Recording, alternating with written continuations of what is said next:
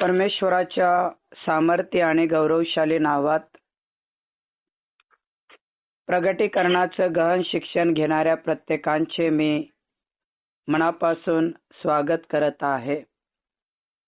आज परत एकदा देवाने त्याच्या पवित्र चरणापाशी येण्याची आणि त्याचं वचन तुम्हापर्यंत पोहोचवण्याची देवाने मला एक सुंदरशी संधी दिली. याबद्दल मी प्रभूची स्तुती आणि प्रभूचा जय जयकार करत आहे. कालच्या उपदेशातून आपण पाहिलं, कालच्या संदेशातून आपण पाहिलं की प्रगटीकरणाचं पुस्तक अध्याय 22 आणि वचन 18 मध्ये आपण काय पाहिलं, तर वचन 18 मध्ये एक महत्वाची गोष्ट आपण पाहिली आणि ती म्हणजे या पुस्तकातील संदेश वचने ऐकणाऱ्या प्रत्येकाला मी निश्चयपूर्वक सांगतो की जो कोणी यात भर घालेल त्याच्यावर या पुस्तकात लिहिलेल्या पीडा देव आणेल. या पुस्तकात लिहिलेल्या पीडा देव आणेल याचा मतलब पवित्र शास्त्रातल्या पीडा देव आणेल हा शब्द नाही आहे, तर या पुस्तकातील म्हणजे प्रगटीकरणाच्या पुस्तकातील असणाऱ्या सगळ्या प्रकारच्या पीडा देव आणेल असं देवाचं वचन आम्हाला या ठिकाणी शिकवताना दिसत आहे. मग पुस्तकातील संदेश वचने ऐकणारे जे लोक ऐकत नाही त्यांच्याबद्दल मी विचार नाही करत, कारण नाश हा त्यांचा शेवट आणि पोट हे त्यांचं दैवत आहे. परंतु जे ऐकणारे आहेत त्या प्रत्येक व्यक्तीने यामध्ये भर घालावं नाही, तर पवित्र शास्त्राचं एक एक वचन त्यांनी काळजीपूर्वक ऐकावं, ते समजून घ्यावं आणि त्याप्रमाणे जीवन जगावं हीच देवाची इच्छा आहे. मग आता परमेश्वर कोणत्या लोकांवर पीडा आणणार आहे? विधर्मी लोकांवर आणणार आहे का? नाही. परराष्ट्रीय लोक व लोकांवर आणणार आहे का? नाही. जे लोक जिवंत देवापासून दूर गेले त्यांच्यावर आणणार आहे का? नाही. तर वचन काळजीपूर्वक ऐकणाऱ्या लोकांवर आणणार आहे. मोबाईल म्यूट ठेवा म्हटलं मी तुम्हाला. तर काळजीपूर्वक देवाचं वचन ऐकणाऱ्यावर ही पीडा आणणार आहे. म्हणजे देवाचं वचन न ऐकणाऱ्या लोकांपेक्षा देवाचं वचन ऐकून त्याप्रमाणे जीवन जगत नाहीत त्यांच्यावरती या 21 महाभयंकर पीडा येणार. आणि त्यापैकी काल आपण पहिली पीडा पाहिली, धनुष्यबाण. एक बाण हजारो लोकांचा नाश. त्यानंतर दुसऱ्या नंबरची पीडा आपण पाहिली, तलवार. एक मनुष्य दुसऱ्या मनुष्याला शिरच्छाद करणार, त्यांना काय वाटणार नाही. आज जरी भाजी कापताना थोडंसं बोट कापलं तर घरातले सगळे धावत पळत एकत्र येतात, पट्टी बांधतात आणि दवाखाना करतात. पण त्या काळात शिरच्छाद होतील. त्यानंतर अतिशय भयंकर दुष्काळ. त्या दुष्काळाच्या काळात लोक एकमेकाचे लेकरं खातील. इतक्या प्रकारची महाभयंकर पीडा अशा लोकांवर येणार की जे लोक देवाचं वचन ऐकून निश्चयपूर्वक त्यामध्ये भर घालतात. आणि म्हणून देवाच्या वचनात भर घालणं हे आपल्यासाठी योग्य नाही. देवाने म्हटलं ना की रोज प्रार्थना कर, तर आपलं काम आहे रोज प्रार्थना करणे. आपण म्हणतो रोज कशाला केले पाहिजे, मनातून जरी केली तरी देव ऐकणार, यात कशाला भर घालायला पाहिजे. देवाने म्हटलं ना रोज देवाचं वचन ऐक, कारण मनुष्य भाकरीने नव्हे तर वचनाने जगेल. तर मग रोज देवाचे 5 अध्याय वाचायचे आहे. आणि मग कोण रोज वचन वाचत बसल? अशा प्रकारचे विचार ज्यावेळेस आपण करतो त्यावेळेस आपण भर घालतो. एखादी सेवक आपल्या घरी आला, प्रार्थना केली, वचन सांगितलं, एक जण 50ची नोट देते आणि बाकीच्यानं पाहत राहते. अरे त्यांनी दिलं ना, मग मी कशाला देऊ? अरे तू पण कमावतो, तो पण कमावते, ते पण कमावते. जर 5, 10, 5, 50 रुपये जर प्रत्येकाने जर दिले तर देव काय कमी करेल का? काहीच नाही. परंतु त्यांनी दिले, आम्ही कशाला द्यायचं?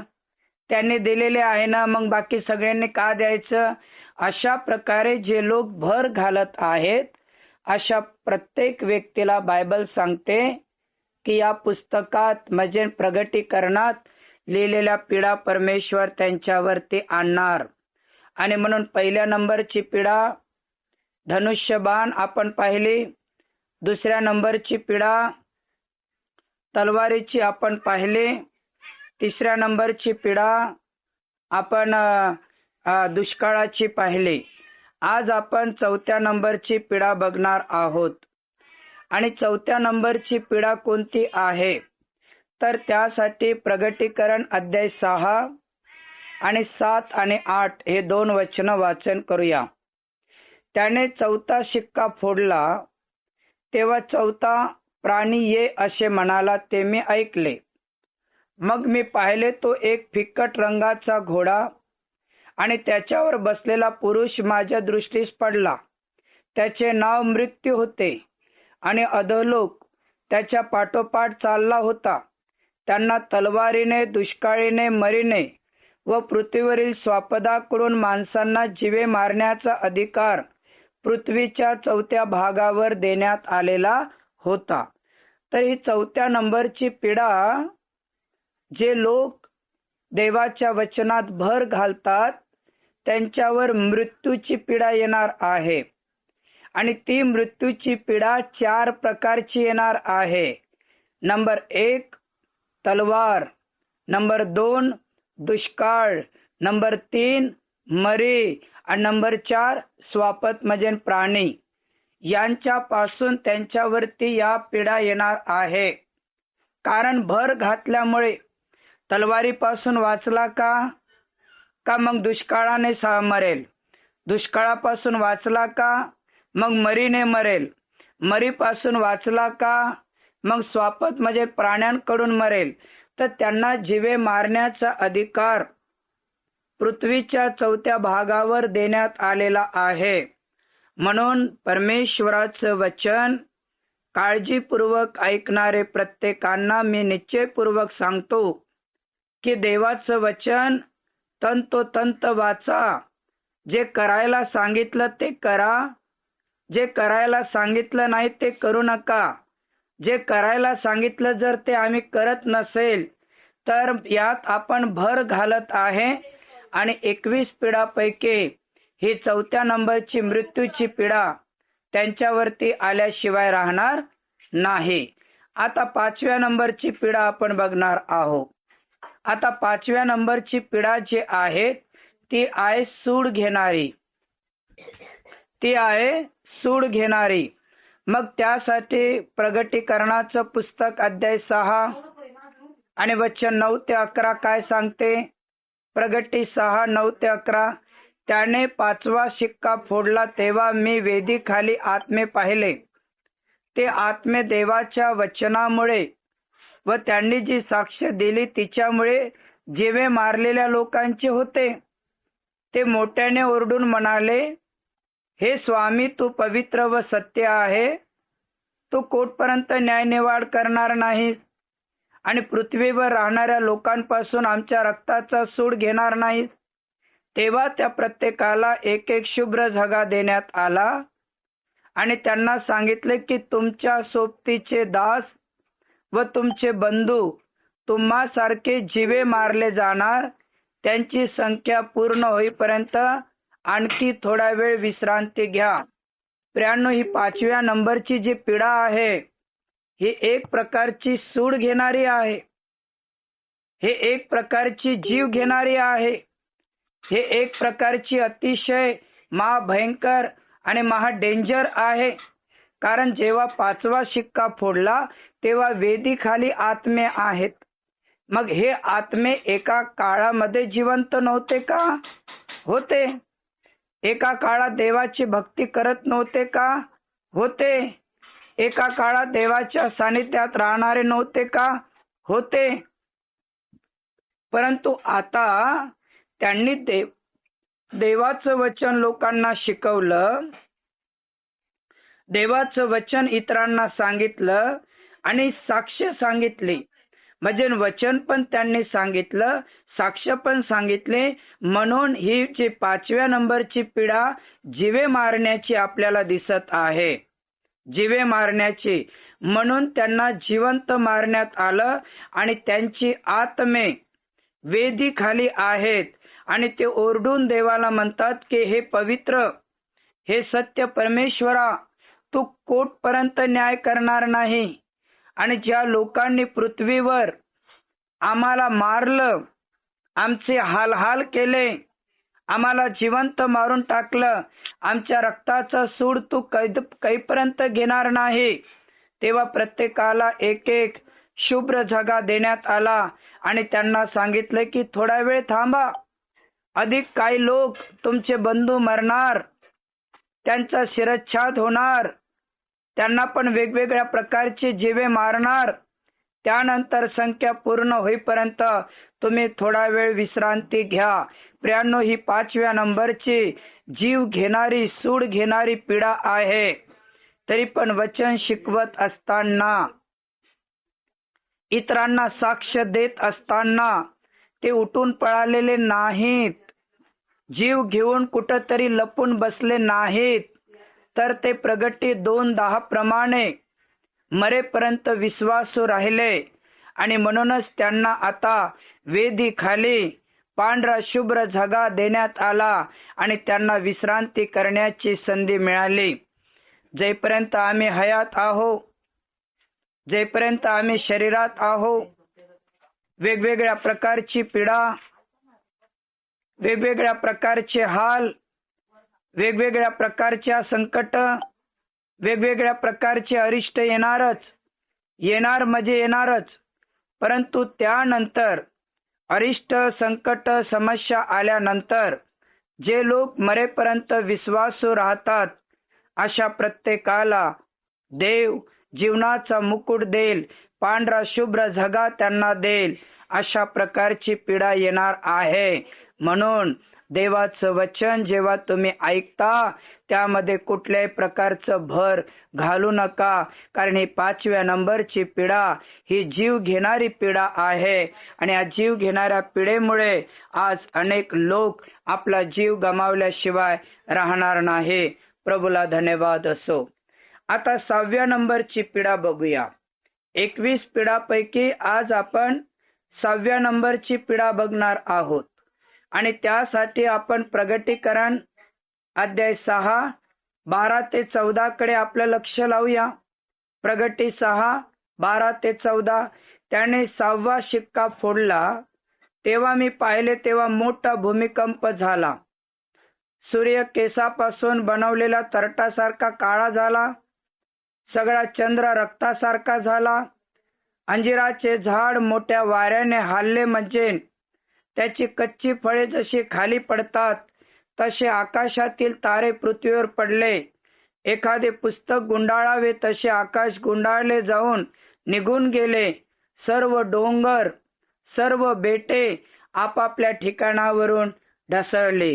तरी 6व्या नंबरची जी पिढा आहे प्रियांनो, ही आहे मोठ्या भूमिकंपाची. आणि कोणत्या लोकांवर येणार आहे सांगा बरं? जे लोक वर उठले गेले नाही त्यांच्यावर. अजून ही पिढा कोणावर येणार आहे? जे लोक गुप्त परमेश्वराच्या संगती जे गेलेले नाहीत त्यांच्यावरती पिढा येणार आहे. अजून सांगा कोणीतरी, हे कोणावर येणार आहे? पृथ्वीवरील राजे व मोठे अधिकारी, पृथ्वीवरील राजे व मोठे अधिकारी, श्रीमंत, बलवान लोक, सर्व स्वतंत्र माणसे यांच्यावर ती येणार आहे. खडकात लपली होती डोंगराच्या बरं. त्यांच्यामध्ये. ओके. मोबाईल म्यूट करा आणि डोकं ठिकाण्यावर ठेवून देवाचं वचन ऐकत चला. माहिती नाही माझ्यापेक्षा लहान आहात की मोठे आहात. परत एकदा वचन वाचा बरं पारेख साहेब. प्रगटी 22 आणि वचन 18 वाचा बरं. वचन वाचा बरं. कोणतं प्रगती 22 आणि 18. हा वाचा बरं. एक मिनिट. या पुस्तकातील संदेश वचने ऐकणाऱ्या प्रत्येकाला मी निश्चयपूर्वक सांगतो की जो कोणी यात भर घालील त्याचवर या पुस्तकात लिहिलेल्या पीडा देव आणील. बस बस बस. आता मला सांगा या सगळ्या पीडा कोणावर येणार आहे? या पुस्तकामध्ये जो भर घालन त्याच्यावर ह्या सगळ्या पीडा येणार आहेत. मग ह्या गोष्टी मी कालपासून शिकवत नाही का? कालपासून सांगत नाही आहे का? मग अनेकांचं लक्ष कुणकडं आहे, अनेकांचं डोकं कुणकडं आहे. अजूनही चिंतेमध्ये, विचारामध्ये आणि गोंधळामध्येच आहात का? या पीडा येशूच्या गुप्त आगमनात जे लोक उचलल्या जाणार नाहीत त्यांच्यावर येणार, हे तर मी तुम्हाला नंतर शिकवणारच आहे. परंतु आता बायबल आम्हाला प्रगटी 22 आणि वचन 18 काय सांगते की यामध्ये जे लोक भर घालेल, या पुस्तकात लिहिलेल्या पीडा त्या लोकांवर पण येणार की ज्यांनी देवाचं वचन ऐकलं, ज्यांनी देवाचं वचन समजलं, ज्यांनी देवाचं वचन वाचन केलं, परंतु त्याच्यामध्ये जे भर घातलेले आहेत त्यांच्यावरती या पीडा येणार आहेत. ते पण सुटणार नाही. हे मी कळकळून आणि तळतळून सांगत असताना माझा विषय आणि माझे शब्द काळजीपूर्वक आणि लक्षपूर्वक ऐकायला पाहिजे की नाही? कारण प्रगटीकरण होणाऱ्या गोष्टी आम्हाला शिकवतात. होणाऱ्या गोष्टीकडे आमचं लक्ष पाहिजे. तर जो कोणी यात भर घालेल, चर्चला गेलंच पाहिजे का? भर घातले. दशांश दिलाच पाहिजे का? भर घातले. प्रार्थना केलीच पाहिजे का? भर घातले. बायबल वाचलंच पाहिजे का? भर घातले. प्रार्थनेला, देवाचं वचन ऐकण्यासाठी बायबल अभ्यासाला बसलाच पाहिजे का? ज्यांनी ज्यांनी भर घातले अशा प्रत्येक अभ्यासू लोकांना, कळलं का?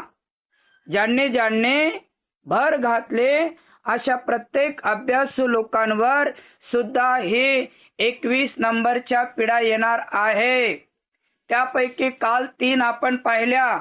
नंबर 1 धनुष्यबाण, नंबर 2 तलवार, नंबर 3 दुष्काळ आणि आज आपण तिसऱ्या पाहिल्या. कोणकोणत्या पाहिल्या? मृत्यू तलवारीनं येवो की स्वापदाकडून येवो की दुष्काळाकडून येवो की मरीकडून येवो. त्यानंतर आपण सूड, जे लोक वचन शिकवतात, प्रार्थना करतात त्यांच्यावर सूड घेणार आहे, त्यांना जीवे मारण्यात येईल. आणि त्यानंतर इथं आता जे 6व्या नंबरची पीडा आहे हे भूमिकंपाची आहे. अंजिराचं झाड हलवल्यानंतर ज्याप्रमाणे कच्ची फळं खाली पडतात तसा परमेश्वर या पृथ्वीला हलवून हलवून हलवून हलवून आकाशातील तारे, आकाशातील चंद्र, आकाशातील सूर्य खाली पडेल, डोंगर थरारेल, बेट उठून पडेल, वेगवेगळ्या प्रकारचा मोठा भूमिकंप त्या ठिकाणी होईल आणि एकही व्यक्ती त्या ठिकाणी सुरक्षित राहू शकणार नाही.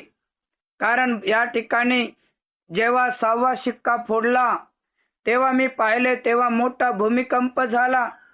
त्या भूमिकंपात सूर्य केसासारखा काळा कट्ट बनला, चंद्र लाल रक्तासारखा झाला, अंजिराचे झाड मोठ्या वाऱ्याने हल्ले म्हणजे त्याची कच्ची फळे जशी खाली पडतात तसे आकाशातील तारे पृथ्वीवर पडले. एक एक पुस्तक गुंडाळले तसे सगळे गुंडाळून गेलेले आहेत. सर्व डोंगर आणि बेटे आपापल्या ठिकाणावरून ढसरलेले आहेत. इतका मोठा भूमिकंप झाला की आकाशातील तारे, समुद्रातील बेटे, उंच उंच पर्वताचे तुकडे, ट्रकासारखे मोठमोठाले तुकडेच्या तुकडे धावतील आणि लोकांना चेंदा मेंदा करून त्यांचे तुकडे तुकडे करून टाकतील. इतका मोठा भूमिकंप, इतका मोठ्या भूमिकंपाची पीडा परमेश्वर आणणार आहे त्या लोकांवर जे लोक यामध्ये भर घालत आहेत. म्हणून परमेश्वराचे प्रिय लोक हो, ऐका. आकाश आणि पृथ्वी नाही तशी होईल, पण परमेश्वराच्या वचनाचा काना आणि मात्रा नाही तसा होणार नाही. मी कधी कोणत्याही गोष्टीची सुरुवात करताना काय म्हणतो की या पीडा कोणत्या लोकांवर येणार, तर या पीडा ज्यांनी भर घातले त्यांच्यावरती येणार. म्हणून आपल्याला पवित्र शास्त्रात भर पण घालायची नाही, कमी करायचं नाही. प्रार्थना करायला देवाने लावलं ना तर प्रार्थना करायचीच. देवाचे गाणे म्हणायला देवाने सांगितले ना तर देवाचे गाणे म्हणायचेच. दान दशांश द्यायला देवाने सांगितलं ना तर दान दशांश द्यायचंच. दर रविवारी चर्चला यायला देवाने सांगितलं ना तर दर रविवारी चर्चला जायचंच. जे कोणी या सगळ्या गोष्टी पाळतात ते सगळे लोक या महाभयंकर पिढांपासून स्वतःचा बचाव केल्याशिवाय राहणार नाही, स्वतःचा बचाव केल्याशिवाय राहणार नाही. म्हणून परमेश्वराचे प्रिय लोक हो, भूमिकंप जेव्हा मोठाच्या मोठा होईल तेव्हा भूमिकंपाचा पहिला असर सूर्यावर, तो काळा कट्ट बनेल. संपूर्ण जग अंधकारात राहील, अंधकारात राहील, 12 तास अंधकारात राहील. त्यानंतर भूमिकंपाचा दुसरा जो फटका आहे तो चंद्रावर पडेल. रक्त ज्याप्रमाणे लाल भडक आहे त्याप्रमाणे लाल भडक रक्तासारखं चंद्र राहील आणि लोक आकाशाकडे पाहतील.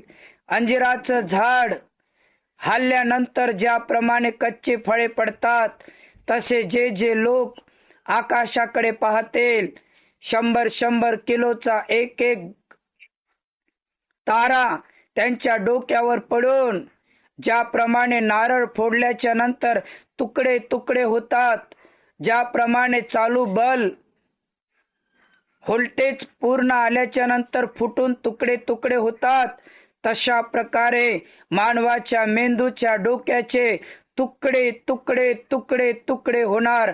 अशा प्रकारची महाभयंकर पीडा या पृथ्वीवर येणार. म्हणून प्रवेशच्या गुप्त आगमनात देवाच्या राज्यात जाण्याची तयारी करा. लूक अध्याय 21 37 ते 36 आम्हाला काय सांगते? तुम्ही स्वतःला सांभाळा. कदाचित अदाशीपणा, दारूबाजी, संसाराची चिंता यांनी जर तुमचे अंतःकरण भारावून जाऊन तो दिवस पाशाप्रमाणे अचानक येईल, अचानक येईल. तो दिवस चुकवण्यास आणि देवाच्या पुढे उभं राहण्यास आपण समर्थ व्हावं म्हणून प्रत्येक परिस्थितीत प्रार्थना करीत जागृत राहण्याची आज्ञा परमेश्वरानं केलेली आहे. आम्ही शिक्षणासाठी जागृत आहो, आम्ही सकाळी कामाला जाण्यासाठी जागृत आहो, आम्ही बीपी शुगरची गोळी घेण्यासाठी जागृत आहो, आम्ही लग्नाला जायला, मुलगी पाहायला, या प्रत्येक गोष्टीला आम्ही जागृत आहो. परंतु परमेश्वराच्या राज्यात जाण्यासाठी, जिवंत देवाच्या घरात जाण्यासाठी आज मनुष्य तयार नाही आहे. किती मोठी दुःखाची आणि शोकांकित ही गोष्ट आहे की 21 पिढापैकी या पिढा मानवाच्या जीवनात येतात की जे लोक निश्चयपूर्वक देवाचं वचन ऐकून त्यामध्ये भर घालतात. सैतानानं एकदा भर घातली होती. आठवते का कुठं भर घातली होती वचनात? कुणाला आठवते का?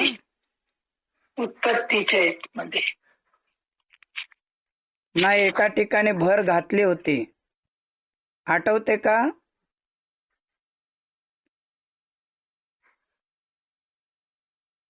अरे तू देवाचा पुत्र आहेस ना, तर या दगडाची काय कर? भाकर कर. बरोबर आहे ना? भर घालण्याचा प्रयत्न केला त्याने. अरे तू देवाचा पुत्र आहेस ना, तर मग तू काय कर? या दगडाची भाकर होण्याची आज्ञा कर. तूही खाय. आणि गेले कित्येक दिवसापासून मी पण उपाशी आहे, मला पण खाऊ दे. तेव्हा येशू काय म्हटला?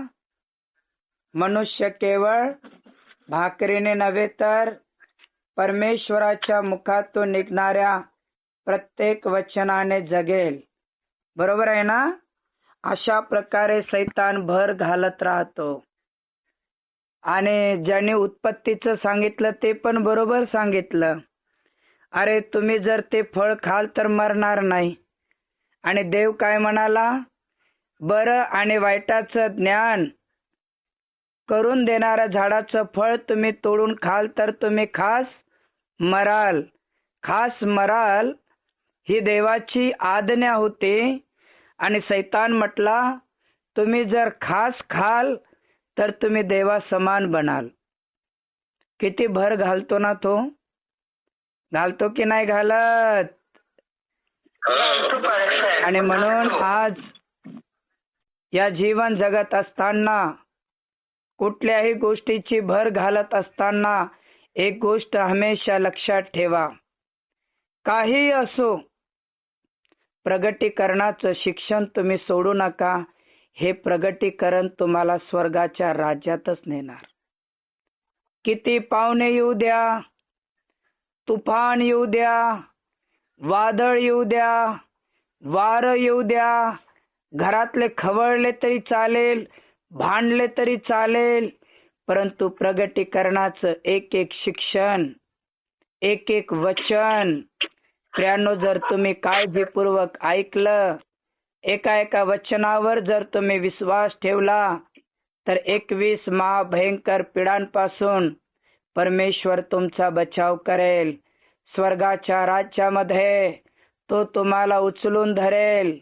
म्हणून लूक 21:34-36 मध्ये काय सांगितलं? तुम्ही स्वतःला सांभाळा. तुम्ही स्वतःला सांभाळा. आधाशीपणा म्हणजे काय? आळशीपणा किंवा हावरेपणा. दारूबाजी म्हणजे वेगवेगळ्या प्रकारच्या सवयी, संसाराची चिंता, मला हे हवं, मला ते हवं, मला हे आणायचं, मला ते आणायचं, मला हे करायचं, मला ते करायचं, संसाराच्या चिंता यांनी जर तुमचं अंतःकरण जर भारावलं तर तो दिवस पाशाप्रमाणे अचानक येईल. तो दिवस चुकवण्यास आणि देवाच्या पुढे उभं राहण्यास समर्थ व्हावं म्हणून काय करायला सांगितलं देवाने? प्रार्थना करीत काय राहा? प्रसंगी प्रार्थना करीत जागृत राहा. प्रार्थना करीत जागृत राहा. प्रार्थना करीत झोपेत राहू नका. नाही तर मग काय काय प्रार्थना कशा आहे बाळासाहेब लोकांच्या? दिवसभर सांभाळलंच बाप्पा, आता रात्रभर सांभाळ, उद्या माझ्या गावाची पेरणी आहे ते आशीर्वादित कर. म्हणजे चिंताग्रस्त प्रार्थना. दिवसभर सांभाळलं बाप्पा, आता रात्रभर सांभाळ, उद्या जी मुलगी पसंत करायला चालले ते जुळूच दे, येशू तुझ्यावर माझा पूर्ण विश्वासच आहे. अशा प्रकारची चिंता करून प्रार्थना. दिवसभर सांभाळलं बाबा, आता उद्या मला परत ड्युटीवर जाऊन फाईल तयार करायची आहे, मला तू फाईल तयार करण्यासाठी सहाय्य कर. या सगळ्या प्रार्थना सगळ्या ढोंग्या आहेत, सगळ्या मतलबी आहेत, सगळ्या स्वतःसाठी आहे. पण पास्टर साहेबांनी आताच सांगितलं की प्रार्थना करीत काय राहा, जागृत. प्रार्थना करीत काय राहा, त्या 5 शहाण्या मुलीसारखे जागृत की प्रभू तू कधी येशील तर आम्ही आणि आमचे दिवे काय राहणार, जळत राहणार. बरोबर आहे का? अरे बरोबर आहे का? होय होय होय साहेब. थोडस रागावलं म्हणून नाराज तर नाही ना झाले? लय लय लय साहेब, चांगली गोष्ट आहे. राबवलंही पाहिजे, बोललंही पाहिजे आणि समजूनही सांगणं हे फार चांगलं आहे. काही हरकत नाही, चांगलं आहे त्या गोष्टी. जर कोणाचं मन दुखवलं असेल तर I am very very sorry हा. परंतु देवाचं वचन आम्हाला निश्चयपूर्वक सांगते ऐकणाऱ्यांना, म्हणजे नरक जगिक लोकांसाठीच नाही, नाशवर लोकांसाठीच नाही, तर पवित्र शास्त्राचा अभ्यास करून भर घालणाऱ्या लोकांसाठी सुद्धा नरक आहे बरं का. आकाश आणि पृथ्वी नाही तशी होईल, पण परमेश्वराच्या वचनाचा काना आणि मात्रा नाही तसा होणार नाही. म्हणून एक एक गोष्ट काळजीपूर्वक ऐका, एक एक वचन काळजीपूर्वक ऐका, एका एका वचनावर विश्वास ठेवा, कारण मरीची बिमारी पीडा येणार, त्यानंतर भूमिकंपाची पीडा येणार, त्यानंतर सूड घेणारी पीडा येणार, त्याच्या अगोदर पण आपण पाहिलं तलवारीची पीडा येणार, दुष्काळाची पीडा येणार, धनुष्य बाणाची पीडा येणार. जे जे लोक भर घालतात त्यांना या पीडा कधी सोडणार नाही. म्हणून आम्ही आमच्या जीवनात कधीच केव्हाच भर न घालता परमेश्वराच्या वचनात आणि परमेश्वराच्या सानिध्यात आम्ही राहावं, वाढावं, चालावं, त्यामध्ये रम्य व्हावं, यासाठी आपलं लक्ष देवाकडे केंद्रित करा. चला आपले नेत्र बंद करूया. देवाच्या हातात आपलं जीवन आपण समर्पण करूया. परमेश्वर. एक मिनिट बोलायचंय मला. बोला. तुम्ही जी 4थी पिढा सांगितली, मृत्यूची पिढा, तिच्यामध्ये जो फिक्का घोडा त्याचं वर्णन केलेलं आहे, फिक्का घोडा दाखवलेला आहे. हा, फिक्कट घोडा म्हणजे काय आहे की त्या ठिकाणी 4 प्रकारचं मरण आहे की नाही. 4 प्रकारचं मरण आहे. एक तलवार, दुसरं कोण आहे दुष्काळ, तिसरी मरी आणि चौथं स्वापत. फिक्कट या शब्दाचा अर्थ की कलर मध्ये चेंज होणार. फिक्कट कलर घोड्याच्या रंगाचा अर्थ आहे की कलर मध्ये चेंज होणार, म्हणजे वेगवेगळ्या पद्धतीने लोक मरणार. स्वापदाकडून जर मेले तर म्हणजे एखाद्या चित्त्याकडून, वाघाकडून जर मरण आलं तर तो नरडं खाऊन टाकेल, रक्त पिऊन घेईल. मरीने जर मरण आपण मेलो तर पूर्ण आपण काळकट्ट पडू. तलवारीने जर आपण मरण पावलं तर आपले तुकडे होणार. दुष्काळाने जर आपण मरण पावलं तर आपलं शरीर काळ पडणार. म्हणून हा फिक्कट घोडाचा रंग जो आहे त्याचा अर्थ हा आहे की वेगवेगळ्या पद्धतीनं आलेलं मरण आहे ते. त्याला म्हणतात मृत्यूचा घोडा. त्याच्यामध्ये जो स्वार आहे तो वेगवेगळ्या पद्धतीने मृत्यू आणणार आहे. समजलं का? मला एक विचारायचंय. आलं लक्षात. तर या गोष्टी जेव्हा मी सुरुवातीपासून शिकवेल ना. विचारायचंय. हा बोला. विचारू का? बोला. मला 5वी पिढा जी आहे ना ती नाही समजली, जरा प्लीज सांगाल का परत? 5वी पिढा. 5व्या नंबरची पिढा ही सूड घेणारी पिढा आहे धार्मिक लोकांची. सूड घेणारी पिढा. हा, सूड घेणारे धार्मिक लोकांचे, आणि त्यांची आत्मे जे आहेत ते वेदीखाली आहेत, आणि ते वेदीखाली आत्मे ओरडून म्हणत आहेत की हे देवा, या लोकांनी जे आमच्यावर अन्याय केला, यांनी जे आमच्यावर अत्याचार केला, यांचा सूड कधी घेणार? तेव्हा देव म्हणाला हे पांढरं शुभ्र झगा घ्या आणि तुमच्या सोबतीचे दास मरेपर्यंत थोडा वेळ विश्रांती घ्या. म्हणजे ही जे आहे ख्रिस्त विरोधक आपला नाश करण्यासाठी येणार ती ही पिढा आहे सूड घेणारी. Thank you pastor. Praise the Lord. हा पुढे मी तुम्हाला सांगणार आहे. हे फक्त आढाव देत आहे मी 21 पिढ्यांचा. पुढे मी तुम्हाला सांगणारच आहे या गोष्टी. कारण ज्यावेळेस परत एकदा मला सांगण्याची संधी मिळेल तेव्हा मी तुम्हाला सांगण्याची प्रयत्न करेल. पण इथपर्यंत समजलं का एवढं सांगा. समजलं पास्टर. चांगलं समजलं. का डोक्याच्या वर चाललं. नाही मुळीच नाही. जे नवीन लोक आहेत नवीन लोकांना समजलं नसेल तर पास्टर साहेबांशी तुम्ही चर्चा करा. ते तुम्हाला समजून सांगतील. किंवा प्रगटीकरण अमर मिनिस्ट्री YouTube चॅनलला सर्च करा. त्या जुन्या गोष्टी तुम्हाला ऐकायला मिळेल. प्रार्थना करूया. ठीक आहे बाळासाहेब, तुम्ही जरी बोलले तर मला राग येत नाही. मला उलट आनंद वाटतो. मला शिकायला भेटून राहिला म्हणून मला काही बोलण्याचा राग येत नाही. चांगली गोष्ट आहे.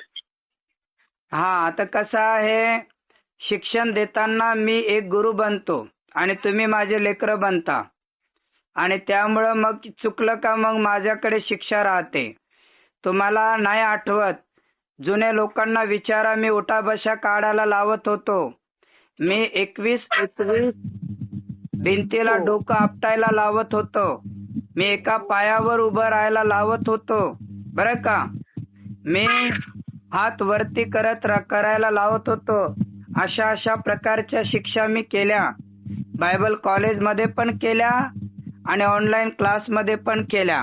परंतु आता मी शिक्षा करत नाही. आता प्रेमानं घेतो, समजून घेतो. ओके. सामर्थ्यवान पवित्र देवा, प्रभू येशूच्या नावात मी प्रार्थना करतो. तुझं वचन हे आमच्या पावलांसाठी दिवा आणि आमच्या मार्गावरती प्रकाश आहे. आज जे काही देवबाप्पा जे लोक यामध्ये भर घालणार त्यामध्ये जे काही प्रभू तू सूड घेणार आहेस, तू वेगवेगळ्या पद्धतीने प्रभू पीडा देणार आहेस, त्या सगळ्या संकटापासून अरिष्टापासून आमचा बचाव होण्यासाठी, आमचा सांभाळ होण्यासाठी तू आम्हाला सहाय्य कर, मदत कर. आम्ही आमचं जीवन तुझ्या हातात समर्पण करतो. आतापर्यंत सांभाळलं, इथून पुढे तू सांभाळ आणि तुझ्या नावाचा गौरव कर. प्रार्थना ऐकलीस देवा. मी मनापासून तुला धन्यवाद देतो. आदर, मान, सन्मान, गौरव सदा सर्वदा मी तुला देत प्रार्थना येशूच्या नावात केले बाप्पा. ऐकाने स्वीकार कर. आमेन.